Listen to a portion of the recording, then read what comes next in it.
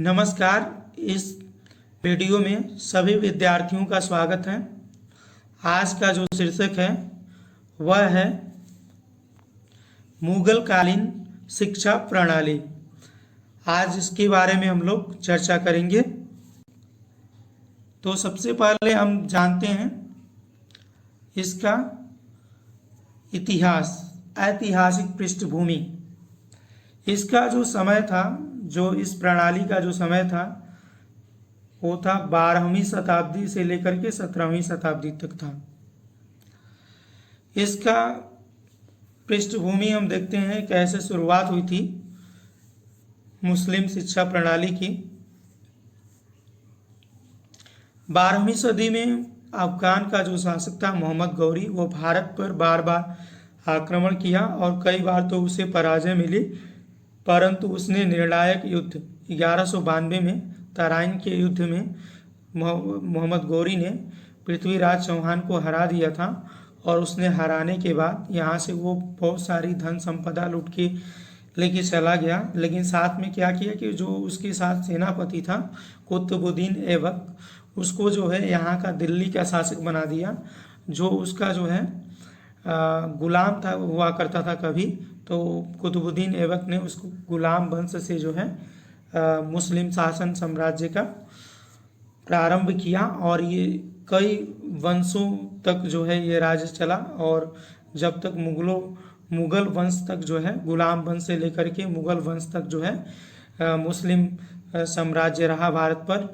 और उस मुस्लिम बादशाहों ने क्या किया कि वो जो है अपनी संस्कृति और धर्म जो भी था उनका, उसको जो है यहाँ प्रचार प्रसार और बढ़ावा देने के लिए शिक्षा प्रणाली विकसित की थी। और वही शिक्षा प्रणाली मुगल कालीन शिक्षा प्रणाली कहलाती है, या हम उसको मध्यकालीन या मुस्लिम शिक्षा प्रणाली भी कहते हैं। आगे देखते हैं शिक्षा का प्रशासन एवं वित्त। उस समय की शिक्षा कैसी थी, प्रशासन उनका किस ढंग से होता था और धन की व्यवस्था कैसे होती थी। तो निःशुल्क शिक्षा जो है दोनों स्तर पे थी, प्राथमिक एवं उच्च दोनों स्तर पे थी। और यहाँ छात्रों को किसी प्रकार का भिक्षा मांगने की जरूरत नहीं थी, बल्कि जो मेधावी छात्र थे उनको जो है छात्रवृत्ति प्रदान की जाती थी। दूसरा चीज था राज्य का परोक्ष नियंत्रण। इसमें शासकों ने क्या किया था कि शासकों ने ही मकतब और मदरसों का निर्माण कराया था और उनका जो है शिक्षा पे नियंत्रण था। मकतब जो वो स्थान था जहाँ पे जो है प्रारंभिक शिक्षा दी जाती थी, और मदरसा वह स्थान था जहाँ पे उच्च शिक्षा दी जाती थी। मकतब जो है ये एक अरबी शब्द जो है कुतुब से बना हुआ है। एक अरबी शब्द जो है कुतुब से बना हुआ है। कुतुब, यहाँ मकतब जो है तो ये कुतुब से मिलके बना हुआ है। और कुतुब का अर्थ होता है वह स्थान जहाँ पे शिक्षा प्रदान की जाती है। और यहाँ मदरसा जो है, ये मदरसा जो है वो है फारसी का शब्द है और मदरसे का अर्थ होता है भाषण देना। ये जो है मदरसे का अर्थ होता है भाषण देना होता है, ठीक है। और आगे देखते हैं इसमें आय का स्रोत क्या था। उसको धन की संचालन की जरूरत पड़ती थी शिक्षा व्यवस्था को, तो उसका धन जो है शासक सहयोग करते थे। और उसके बाद जो है कुछ मुस्लिम समर्थक जो लोग थे वो लोग भी जो है धन दिया करते थे। आगे देखते हैं शिक्षा का प्रशासन। यहाँ प्रशासन नहीं रहेगा बल्कि जो है स्तर रहेगा और संगठन रहेगा। शिक्षा का प्रशासन न रह करके यहाँ स्तर रहेगा। और दो स्तर में शिक्षा थी, और ये जो प्राथमिक जो शिक्षा थी वो मकतब में दी जाती थी। और इस शिक्षा का जो प्रारंभ होता था, एक इसमें भी संस्कार होता था, बिस्मिल्लाह खानी संस्कार होता था। जब बच्चे की उम्र जो है 4 वर्ष 4 माह 4 दिन की हो जाती थी तो ये संस्कार दिया जाता था। और इसमें बालक बालिकाओं दोनों को उससे क्या किया जाता था कि कुरान की आयतें पढ़वाई जाती थी।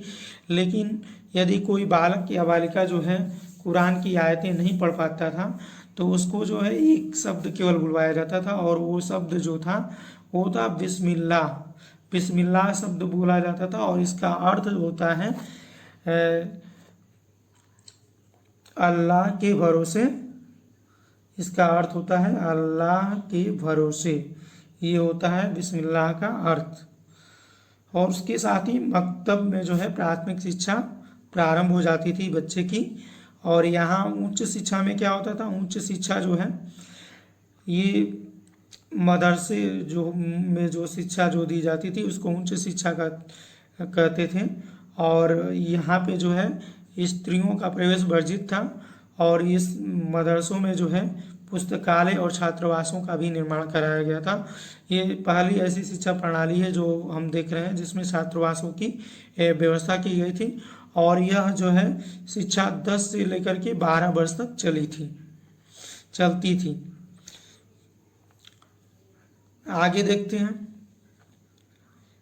शिक्षा का संप्रत्यय। यहाँ शिक्षा जो है किसको मानते हैं, मोहम्मद साहब जो है ये मानते थे कि ईश्वर की प्राप्ति जो है करने में शिक्षा सहायता करती है, और इसको साधन माना गया है शिक्षा को ईश्वर को प्राप्त करने के लिए, और इसके द्वारा हम गलत और सही का भेद भी कर सकते हैं।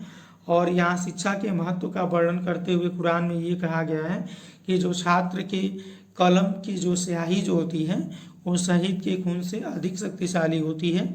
ये जो है शिक्षा क्या गुण का बखान करता है कि शिक्षा जो है बहुत ज़रूरी है, और जैसे अन्य धर्मों में किया गया था वैसे ही जो है यहाँ पर भी शिक्षा का महत्व दिया गया है इस धर्म में भी। आगे देखते हैं शिक्षा के उद्देश्य। शिक्षा के उद्देश्य के बारे में देखते हैं तो यहाँ पे पहला जो है उद्देश्य जो है वो है इस्लाम संस्कृति का प्रचार प्रसार करना।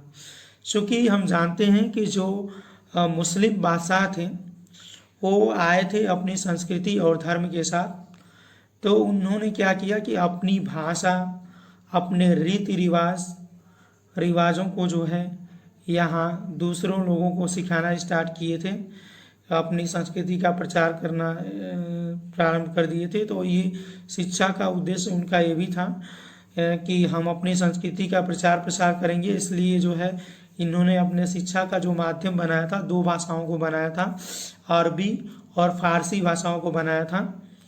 अकबर के शासनकाल में जो है कुछ मदरसों में मकतबों में जो है हिंदी भाषा माध्यम भी था। और दूसरा जो है यहाँ दिया हुआ है उद्देश्य जो है ज्ञान का विकास दिया हुआ है। तो ज्ञान जो है 2 तरह के मानते हैं। हजरत मोहम्मद साहब जो थे 2 तरह के ज्ञान को मानते थे। एक ज्ञान जो है भौतिक ज्ञान, भौतिक को ही लौकिक बोलते हैं, लौकिक ज्ञान या भौतिक ज्ञान। और दूसरा जो इन्होंने ज्ञान बताया है आध्यात्मिक विकास, आध्यात्मिक विकास। ये 2 तरह के ज्ञान बताए हैं। और भौतिक ज्ञान से तात्पर्य जो है वो सांसारिक जीवन को अच्छे ढंग से जीने से है। और आध्यात्मिक जो है ज्ञान, इसका सीधा सा मतलब है जो कुरान है, कुरान के ज्ञान से मतलब है, जो कुरान का ज्ञान है वही आध्यात्मिक ज्ञान है। बट हम ये पाते हैं कि मुस्लिम जो शिक्षा प्रणाली थी या मुस्लिम जो धर्म है वो भौतिकता पे ज़्यादा बल देता है, आध्यात्मिकता जो है नाम मात्र की है। आगे चलते हैं नैतिक एवं चारित्रिक विकास। यहाँ पे बालक बालिकाओं को जो है या बच्चों को जो है नैतिक और चारित्रिक विकास की बात की गई है। तो नैतिक विकास कैसा होना चाहिए, वो धर्म के अकॉर्डिंग जो भी हमारा चरित्र होगा, जो भी हमारी क्रियाएं होंगी, जो भी जैसा भी हमारे संबंध होंगे एक दूसरे से, वो धर्म पे आधारित होगा। धर्म के अकॉर्डिंग हम आचरण यदि करते हैं तो हम चारित्रिक हैं, नैतिक हैं। और धर्म के विरुद्ध यदि आचरण नहीं करते हैं तो हमें पाश्चाताप करना पड़ता था, या ये धर्म के आचरण को ही यहाँ चारित्रिक विकास माना गया है। और ये धर्म जो है हमारे जो है धर्मों से क्या है, जो गुरुकुल में जो है वेदांत दर्शन है उससे बिल्कुल अलग है। जो वैदिक धर्म है उससे अलग है। आगे जो है चौथा जो है व्यवसायिक एवं कला कौशल का विकास दिया हुआ है। तो ये शिक्षा का उद्देश्य ये भी था उस टाइम, क्योंकि आज भी हम यदि देखें तो मुगलों ने जो है कला में जो है ध्यान बहुत दिया है। आज भी जो है बहुत सारे ऐसे पर्यटन स्थल हैं, जैसे ताजमहल हो गया, दिल्ली का लाल किला हो गया, और भी बहुत सारी जो हैं कलाकृतियाँ जो भी हैं वो मुग़ल शासकों मुस्लिम शासकों ने बनवाया था। और व्यावसायिक शिक्षा में जो है तमाम तरह की शिक्षाएं दी जाती थी। इसमें जो है बहुत सारी चीज़ें सिखाई जाती थी व्यावसायिक शिक्षा में, और अपना कार्य करने के लिए। और आगे देखते हैं शासन के प्रति वफादारी।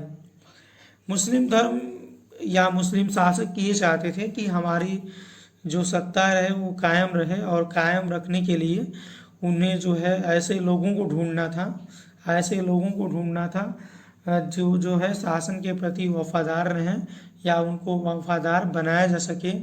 इसी वजह से उसने जो है अपने शिक्षा जो भी हिंदू जो थे अरबी और फारसी का जो ज्ञान प्राप्त कर लेते थे, अच्छा ज्ञान प्राप्त कर लेते थे इन दोनों भाषाओं का, उन्हें जो है अपने उस काल में जो है अपने स्थान देते थे, अपने शासन प्रणाली में उच्च पद प्रदान करते थे। जैसे बीरबल ही था, वो हिंदू था बट उसे ज्ञान था ये सब भाषाओं का, तो उसको जो है अपने पास अकबर ने रखा था।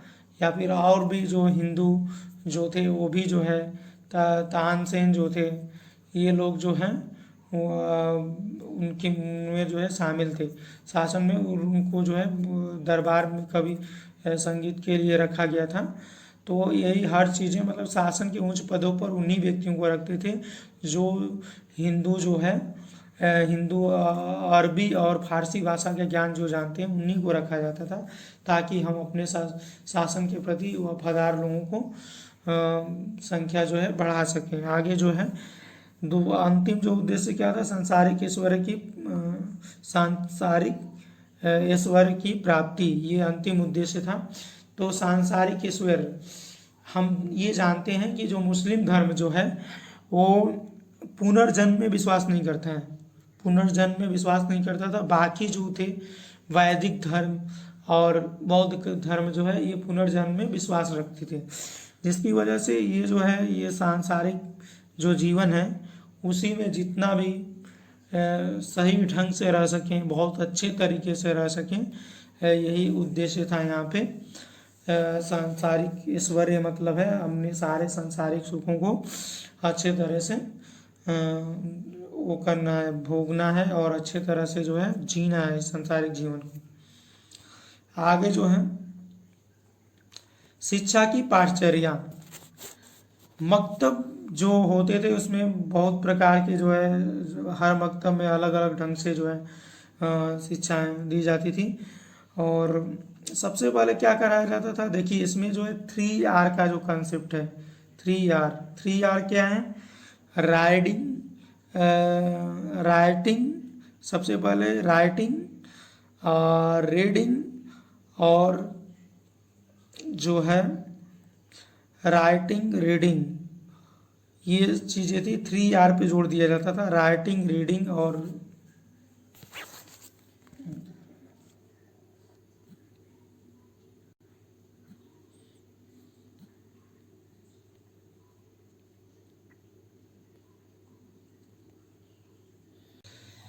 शिक्षा की पाठचर्या। मकतबों के पाठ्यक्रम में विभिन्नता पाई जाती थी, जितने भी मकतब थे अधिकतर जो है वो मस्जिदों से जुड़े हुए थे। और इसमें जो है सबसे पहले क्या किया जाता था, लिपि का ज्ञान कराया जाता था, और उसके बाद जो है वर्णमाला कंठस्थ कराई जाती थी। पहले राइटिंग, उसके बाद से रीडिंग, उसके बाद बालक को जो है तीसवां जो है अध्याय पढ़ाया जाता था कुरान का, और सुंदर लेख और उच्चारण की शुद्धता पर विशेष महत्व दिया जाता था। और पाठ्यक्रम में साधारणतः गणित, फारसी व्याकरण की शिक्षा सम्मिलित थी। इसके अतिरिक्त जो है पैगंबरों की कहानियाँ, मुस्लिम फकीरों की कथाएँ और फारसी कवियों की कुछ कविताओं का ज्ञान कराया जाता था और उसके साथ साथ व्यवहारिक बातें भी बताई जाती थी। आगे जो है जो मदरसा जो था वहाँ का जो पाठ्यक्रम था, जो उच्च शिक्षा में जो पाठ्यक्रम था वो दो तरह से बांटा गया है। लौकिक शिक्षा में जो है अरबी साहित्य, व्याकरण, गद्य, इतिहास, गणित, दर्शन, नीतिशास्त्र, यूनानी शिक्षा, ज्योतिष और कानून की पढ़ाई होती थी। उसके अलावा जो धार्मिक शिक्षा के अंतर्गत जो था वो कुरान की सिखाया जाता था, परंपराएं जो थी मोहम्मद साहब की, और इस्लामी कानून जो शरीयत के नाम से जाना जाता था, और इस्लामिक इतिहास के बारे में शिक्षाएं दी जाती थी। आगे चलते हैं। आगे जो है शिक्षण विधि के बारे में, उस काल में जो है प्राथमिक स्तर पे जो है अनुकरण, अभ्यास और स्मरण विधि का प्रयोग किया जाता था, और जो मदरसा जो था वहाँ पे जो है उच्च शिक्षा में भाषण और व्याख्यान विधि का प्रयोग किया जाता था। इसके अलावा मुगलों ने जो है पुस्तकालय बनवाए थे जिसमें छात्र जो है अध्ययन करते थे, तो वहाँ जो है स्वाध्याय विधि प्रयुक्त होती थी। इसके अलावा जो भी कला, कौशल और प्रायोगिक विषय थे उनकी शिक्षा के लिए प्रदर्शन, प्रयोग एवं अभ्यास विधि प्रयोग की जाती थी। सबसे पहले जो है प्रदर्शन, कोई भी कार्य करना था तो उसको प्रदर्शित किया जाता था किसी भी कौशल को, फिर उसका जो है प्रयोग करके दिखाया जाता था, प्रयोग किया जाता था और उसके बाद से अभ्यास होता था। अगला जो है पॉइंट है शिक्षक के बारे में। उस टाइम शिक्षक कैसे थे? तो उस टाइम के शिक्षकों को उस्ताद कहा जाता था, और ये शिक्षक बनने के लिए ज़रूरी था कि उनको अरबी, फारसी का ज्ञान के साथ साथ इस्लाम धर्म के भी मानने वाले हों, उन्हीं को जो है शिक्षक बनाया जाता था। और ये अपने चरित्र के प्रति सचेष्ट रहते थे। और उस काल में क्या होता था कि शिक्षक को जो है उच्च दर्जा प्राप्त था, और वो समाज में सबसे अधिक मतलब वेतन जो है मिलता था शिक्षक को, और इनका लगभग जीवन जो है पूरी तरह से ऐश्वर्यपूर्ण जीवन कहा जा सकता है शिक्षकों का था। और ये विद्यार्थियों के साथ रहते थे, साथ में छात्रावासों में रहते थे। आगे जो है शिक्षार्थी जो थे यहाँ पे भी सरल जीवन जीते थे। इनके लिए छात्रावासों की व्यवस्थाएं थी, और ये छात्रावासों में ये आराम से जो है कालीन बिछा करके सोते थे, और उसके बाद जो है इनको बहुत सारे खाने की सुविधाएं भी उपलब्ध थीं, और पढ़ने के लिए भी सुविधाएं बहुत उपलब्ध थीं। और ये जो है जो वैदिक कालीन शिक्षा प्रणाली थी उसमें बहुत ही कष्ट झेलना पड़ता था, और बहुत शिक्षा प्रणाली में बहुत सारे कठिन नियम होते थे। लेकिन इसमें क्या है, टीचर भी जो है साथ में रहते थे शिक्षकों के साथ, इसलिए उनका जो है संबंध बहुत अच्छा था, और उनमें जो है को सारी सुख सुविधाएँ जो है उनको प्रोवाइड की जाती थी छात्रावासों में। छात्रों को यहाँ पे शागिर्द कहा गया है, यहाँ पे शागिर्द कहा जाता था शिक्षार्थियों को जो भी शिक्षा ग्रहण करते थे। और उसके अलावा जो बालिकाएं थीं उनको शहजादी कहा जाता था, उनको जो है शहजादी कहा जाता था। आगे जो है शिक्षकों के आदेश का पालन और मदरसों के नियमों का पालन करना ही क्या था, अनुशासन था। यदि कोई छात्र जो है अनुशासनहीनता करता था तो उसको जो है बहुत ही मार पड़ती थी, कोड़े घूसे ये सब शारीरिक दंड एकदम बिल्कुल प्रारंभ हो गया था। इससे पहले हमने देखा था कि जो वैदिक शिक्षा प्रणाली थी उसमें उत्तर वैदिक काल के समय जो है दिया जाता था शारीरिक दंड, लेकिन बौद्ध कालीन जो शिक्षा प्रणाली थी उसमें बिल्कुल भी शारीरिक दंड नहीं दिया जाता था। और ये जो है जो नियम जो बनाने का जो अधिकार था वो शिक्षकों पे ही था। और उत्तम चरित्र वाले जो विद्यार्थी होते थे उन्हें पारितोषिक भी दिया जाता था उस काल में। अगला जो है उपाधियाँ। यहाँ एक बात देखना है कि वह यहाँ जो परीक्षाएं जो मुस्लिम कालीन शिक्षा प्रणाली में होती थी वो जो है अधिकतर जो है केवल बच्चों का जो प्रमोशन होता था एक क्लास से दूसरे क्लास में, वो वाद विवाद और शास्त्रार्थ द्वारा होता था। इस तरह का कोई रिटेन शिक्षा प्रणाली नहीं थी जो आज के समय में है। और उसके बाद जो है जब मुस्लिम काल में छात्र जो है उच्च शिक्षा की प्राप्ति कर लेते थे तो उनको उपाधि देने की व्यवस्थाएं थी। तो जो धर्म की जो शिक्षा प्राप्त करते थे अच्छी शिक्षा, उनको आलिम की उपाधि दी जाती थी। और जो दर्शन शास्त्र की जो शिक्षा प्राप्त करते थे और तर्क शास्त्र की, उनको फाजिल की उपाधि मिलती थी। और जो साहित्य का अध्ययन करते थे अरबी और फारसी साहित्य का, उनको कालिम की उपाधि दी जाती थी। आगे शिक्षा का माध्यम। यहाँ देखिए उस समय जो है भारतीयों की भाषा जो है प्राकृतिक भाषा थी, प्राकृत भाषा थी। और उनकी शिक्षा का जो माध्यम था अरबी और फारसी था, क्योंकि वो अपना जो है भाषा का जो है विकास करना चाहते थे यहाँ पे, कि ताकि हम शासन को जो अच्छे ढंग से चला सकें और अपने धर्म का प्रचार कर सकें। और यहाँ चीज़ें थी कि अकबर जो था वो मकतब मदरसों में थोड़ा जो है हिंदी भाषा का प्रयोग किया था। अकबर जो है बहुत ही मतलब हर धर्म को लगभग मानने वाला था ये, तो ये जो है सहिष्णु शासक था एकदम। तो इसने जो है हिंदी भाषा को भी मकतब मदरसों में चलवाया था माध्यम के रूप में। आगे जो है नायकी पद्धति का जो है विकास वैसे जो है वैदिक काल में हो गया था। यहाँ पे ये अंतर है थोड़ा सा कि यहाँ पे प्रशिक्षण दिया जाता था बच्चों को, उनको जो है पढ़ाने के लिए निम्न कक्षा को पढ़ाने के लिए जो है यहाँ पे जो है इनको जो है प्रशिक्षण दिया जाता था। और इसके साथ साथ जो है उनकी कमी, शिक्षक की भी कमी पूरी हो जाती थी। आगे जो है यहाँ पे शिक्षा के अन्य पक्ष में देखते हैं तो हमने देखा अभी कि उच्च शिक्षा में जो है प्रवेश वर्जित था स्त्रियों का, और केवल कुलीन वर्ग जो क्या था वो उच्च शिक्षा की व्यवस्था जो है अपने घरों में करते थे। जैसे बहुत सारी तमाम विदुषी हुई हैं, जैसे अकबर की जो लड़की थी गुलबदन बेगम जो थी वो लेखिका के रूप में हुई। फिर जो है नूरजहाँ थी वो भी जो है अच्छी शिक्षाएं प्राप्त की थी। और इसमें जो है आगे देखते हैं जन शिक्षा की जहाँ तक बात है तो उस समय जो है हमारे जो मुस्लिम कालीन शिक्षा प्रणाली थी उस समय हमारे शिक्षा साक्षरता की दर जो है केवल 6% थी। और जन शिक्षा का बिल्कुल भी अभाव नहीं था, बिल्कुल अभाव था, क्योंकि जो है जो भाषा जो थी वो हिंदी और फारसी और अरबी थी जो यहाँ की भाषा से मेल नहीं खाती थी। और दूसरी बात थी कि यहाँ के जो है जो ओरिएंटेशन जो था वो मुस्लिम धर्म का प्रचार करना था, मुस्लिम शिक्षा प्रणाली का। तो इसलिए जो शिक्षा है बहुत सारे मैक्सिमम लोग जो है इससे पसंद नहीं किए और इसको अपनाना पसंद नहीं किए थे।